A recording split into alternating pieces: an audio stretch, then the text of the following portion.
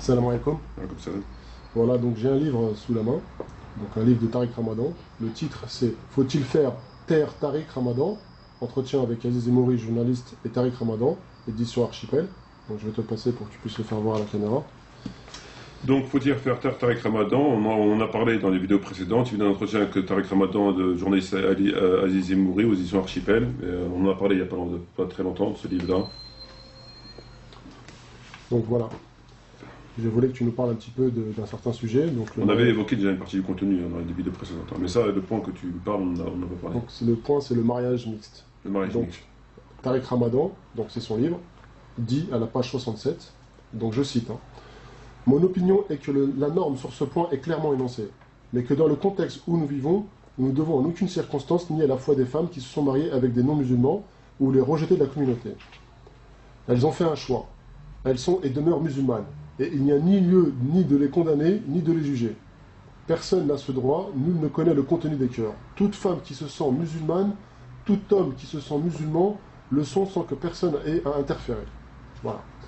Donc pour résumer un petit peu, c'est que la norme est qu'une femme musulmane n'a pas le droit de se marier avec un homme musulman, mais étant donné du contexte qu'on vit, c'est-à-dire en France, en Occident, une femme le peut. Une femme musulmane peut se marier avec un homme musulman et on n'a pas à la juger, on n'a pas à interférer, c'est-à-dire on n'a pas à s'ingérer dans son mariage. Donc par rapport à ça, moi je voulais savoir si c'était vrai. Est-ce que cette norme-là, elle est valable tout le temps, ou il y a des moments ou un autre où elle ne l'est plus, quoi. Donc moi je voulais savoir par rapport à toi, ton point de vue sur ce sujet-là. Ok, donc avant tout, A'udhu billahi minash shaitanir rajim, bismillahir rahmanir rahim, wassalatu wassalamu ala sayyidina Muhammadin wa ala alihi wa ashabihi ajma'in. Wassalamu alaikum wa rahmatullahi wa barakatuh. Donc, salam à nos frères et sœurs qui nous écoutent et bonsoir aux éventuels non-musulmans. Donc, salam alaikum wa rahmatullahi wa barakatuh à toi. Écoute, je sais pas, moi, ces propos, il se passe de commentaires, je pense encore une fois. Je pense que sur la question de Tariq Ramadan, c'est les champions, toutes catégories confondues, de mensonges et de manipulation et d'hérésie. Et ce qu'il vient de dire là, ce qu'il écrit dans son livre, c'est une hérésie fondamentale. C'est quelque chose qui contredit fondamentalement et radicalement l'islam, et qu'il est le seul à dire des choses aussi graves que ça. Voilà. Quand il parle de contexte, qu'est-ce qu'il veut dire par là?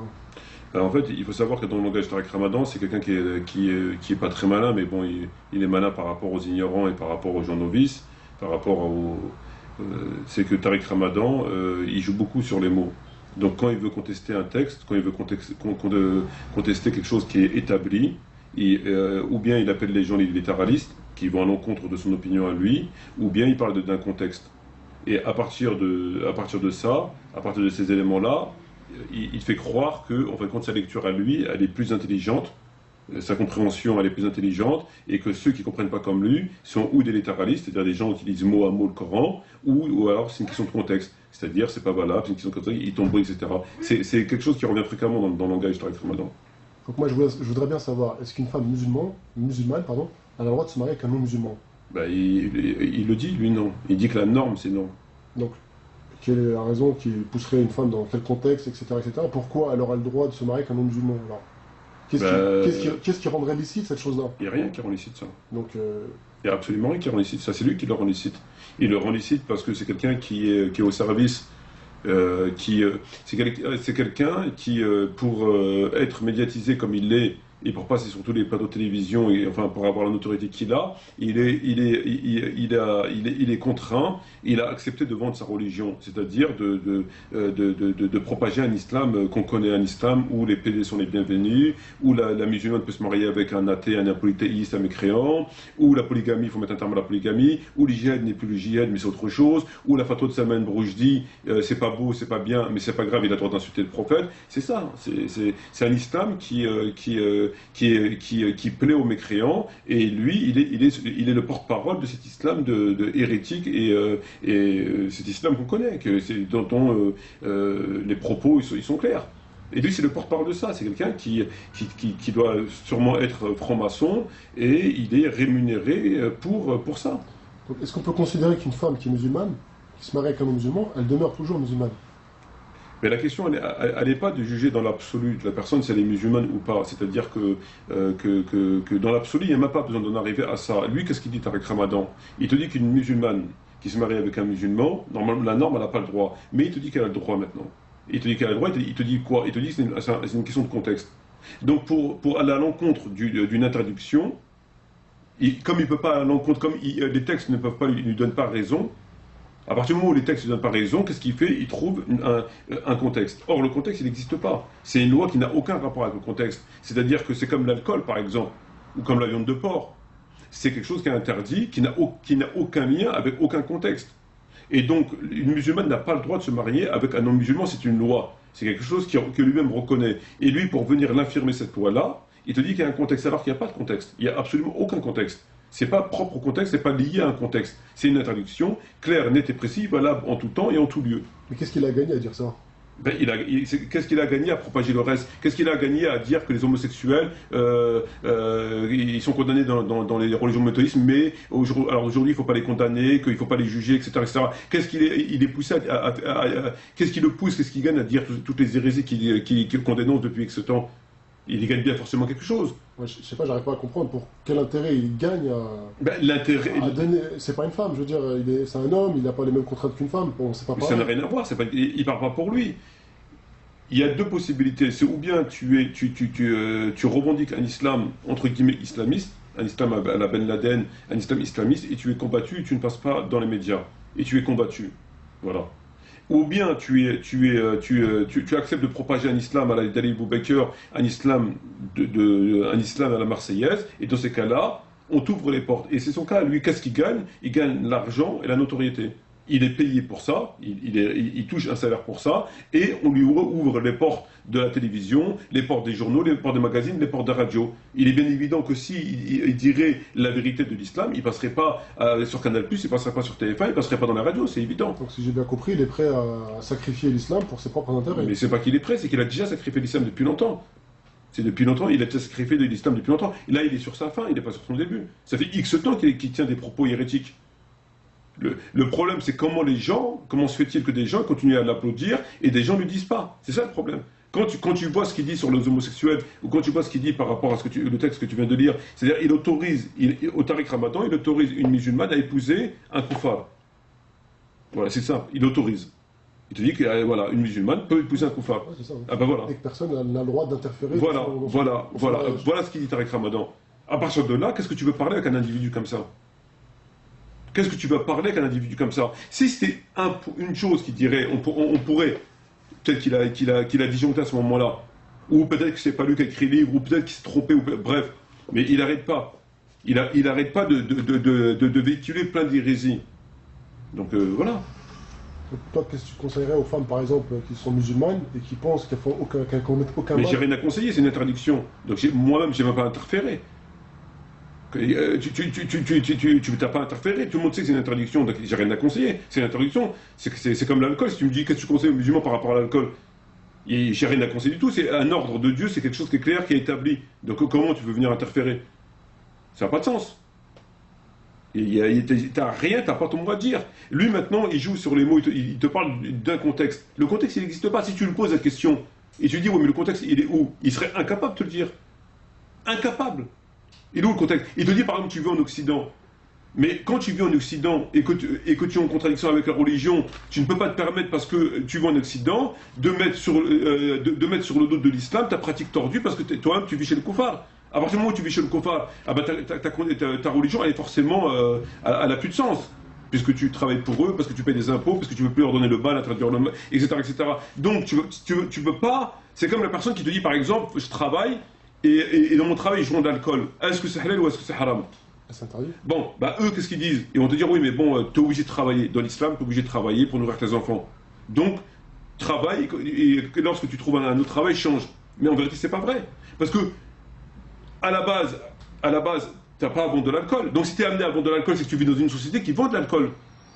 Et comment ça se fait que tu es dans une société qui vend de l'alcool? Donc, tu as transgressé une loi fondamentale qui a engendré plein de conséquences. Donc il est là le vrai problème. Il faut revenir au problème à la base. Et donc, on fait compte, eux, ce qu'ils font, c'est ils mettent du scotch.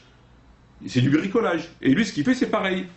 Donc l'histoire de contexte, elle n'existe pas. Il n'y a pas de contexte. Le contexte, il l'a inventé. Après, il te dit qu'on ne doit pas les rejeter ou nier leur foi.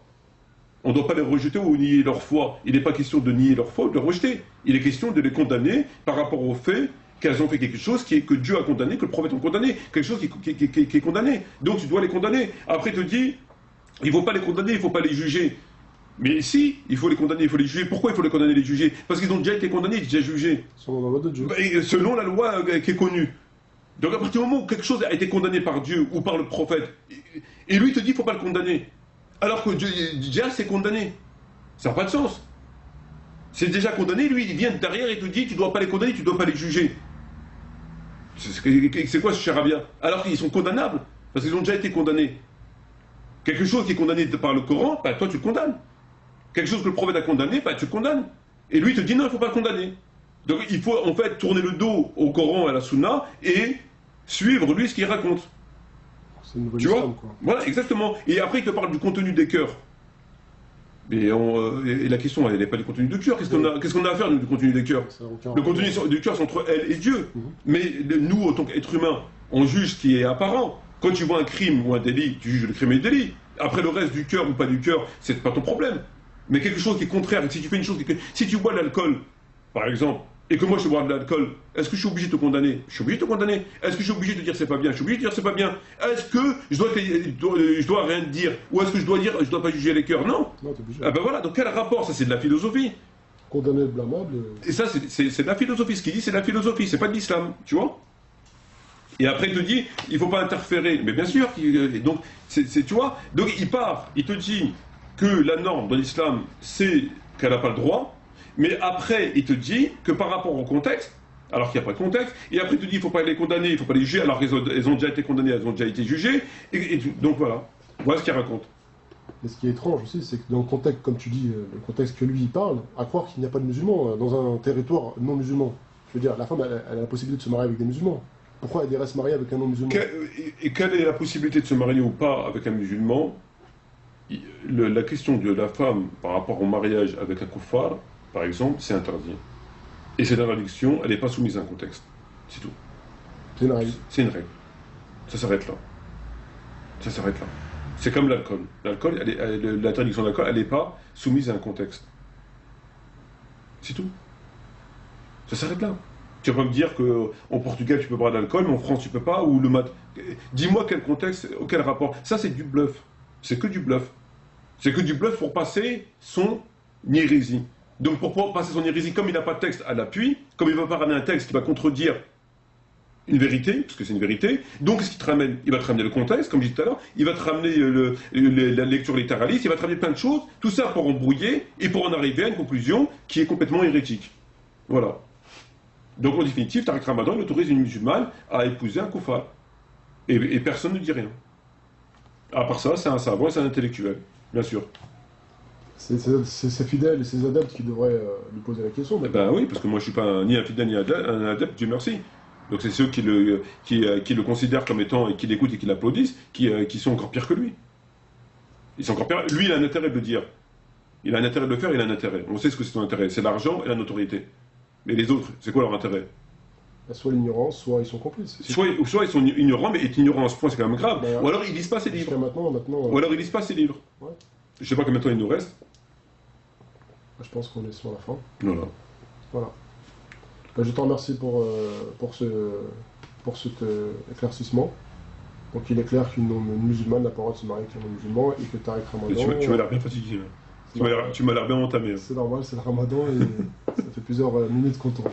Okay. Voilà, je te remercie beaucoup. Merci. Shukran jazilan wa salam alaikum wa rahmatullahi wa barakatuh. Merci de nous avoir écoutés.